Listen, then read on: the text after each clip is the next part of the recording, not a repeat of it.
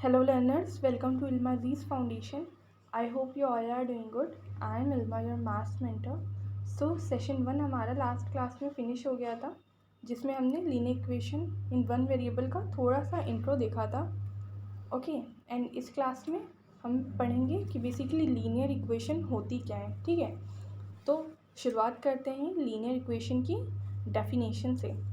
तो देखो डेफिनेशन इसकी क्या कह रही है. An equation in which the highest power of the variable involved is one is called a linear equation.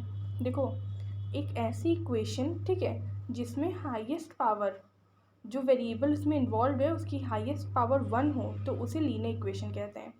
ठीक है, अब देखो कोई भी इक्वेशन, मैंने बताया ना इक्वेशन लास्ट सेशन में मैंने क्लियर किया था कि बेसिकली इक्वेशंस होती क्या है. ओके, तो इक्वेशन में जो वेरिएबल होगा, अब इक्वेशन में वेरिएबल तो होगा ही ना, एटलीस्ट वन वेरिएबल तो होता ही है हर इक्वेशन में.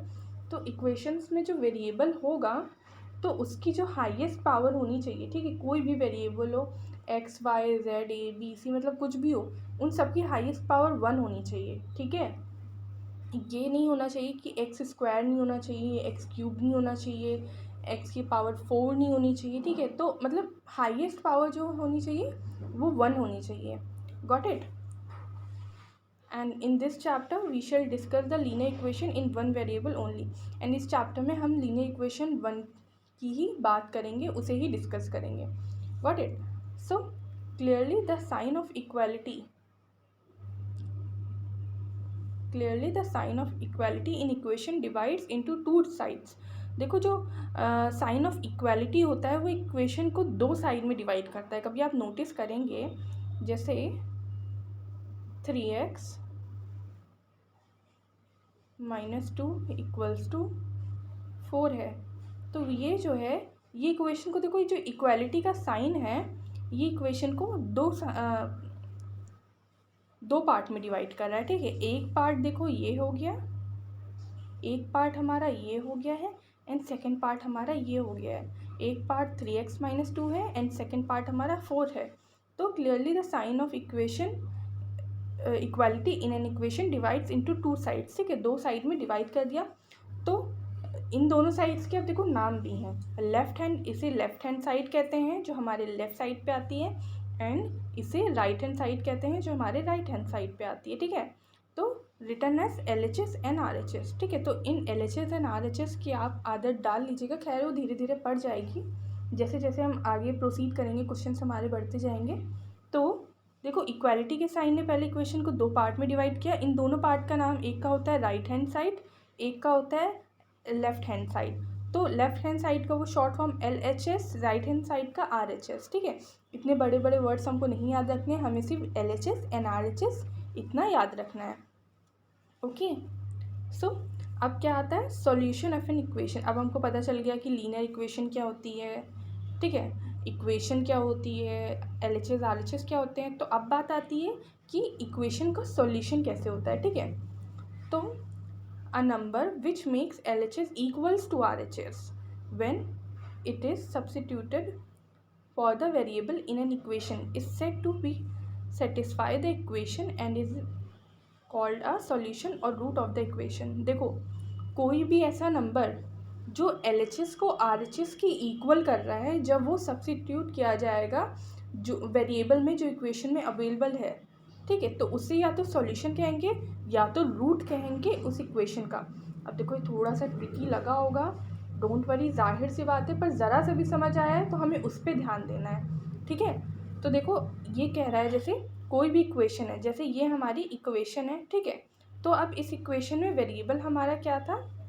ठीक है, ये जो हमारी इक्वेशन थी इसमें वेरिएबल हमारा 3x था. ठीक है, 3x हमारा वेरिएबल था.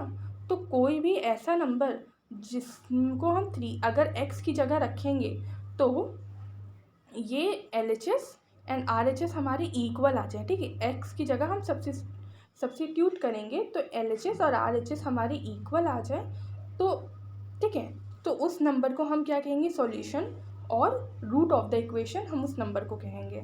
ठीक है, जैसे यहाँ पे अगर मैं LHS और RHS मतलब x की जगह अगर मैं जैसे 2 रखती हूँ. ठीक है, तो 3 × 2 x की जगह मैंने 2 रखा, -2, ये 2 ऐसे ही डाल लिया, इक्वल्स टू 4, ठीक है।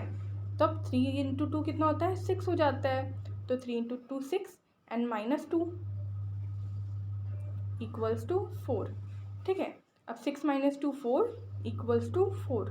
तो देखो 4 इक्वल्स टू 4 आ गया, it means LHS equals to RHS, ये हमारे यहाँ पे आ गया, ठीक है।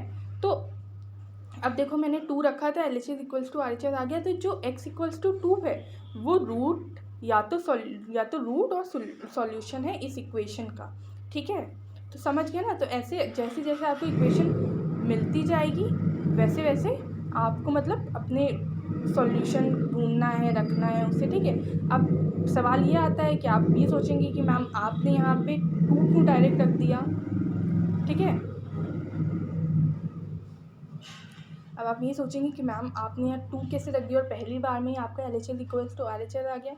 सो मेरा एक प्रैक्टिस के साथ था, आगे आप भी धीरे धीरे प्रैक्टिस करेंगे। इसके बहुत मतलब मेथड आते हैं, उनको करते करते जैसे आपकी प्रैक्टिस में क्वेश्चंस आने लगेंगे आप कभी तुरंत ये आपको सॉल्यूशन अपना मिलने लगेगा, ठीक है। तो आगे वो बताऊंगी कि बेसिकली सॉल्यूशन करते कैसे हैं, ठीक है। तो यहाँ आपको समझ गया ना कि रूट किसे कहते हैं इक्वेशन का। तो रूट बहुत इंपॉर्टेंट होता है इक्वेशन का। रूट किसी भी इक्वेशन का रूट LHS को RHS के इक्वल करता है, ठीक है।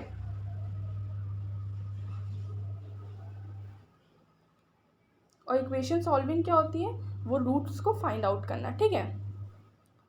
अब देखो इक्वेशन सॉल्विंग का एक मेथड हम यहाँ पे आज सीखेंगे, solving a linear equation by the trial and error method, ठीक है। अब देखो एक मेथड आता है ट्रायल एंड एरर मेथड। तो इसमें देखो क्या होता है, in this method we often make a guess of the root of the equation, we try several values of the variables and find the values of LHS and RHS in each case. When LHS equals to RHS for a particular value of the variable, we say that this is the root of the equation. अब ये इतनी बड़ी definition है, but इसको अगर मैं छोटा सा करके आपको समझाऊँ तो देखो इस मेथड में बेसिकली होता है कि हम गैस करते हैं, ठीक है। देखो इसमें लिखा है ये ट्रायल एंड एरर, ठीक है। तो हम इसमें बेसिकली ट्राई करते हैं, अपना गैस करते हैं रूट, ठीक है, अपनी इक्वेशन में डालने की, ताकि जब तक हमारा LHS और RHS बराबर ना आए, ठीक है। जब हमारा LHS और RHS बराबर आ जाता है तो हम कहते हैं कि हाँ ये रूट सही है, ठीक। तो वो नेक्स्ट आई गेस क्लास में आपको एग्जाम्पल के थ्रू एकदम अच्छे से समझ आ जाएगा। बट मैं यहाँ थोड़ा सा बता दे रही हूँ कि हम देखो जैसे कोई भी हमारी इक्वेशन है, let's say 3x - 4 equals to 6x plus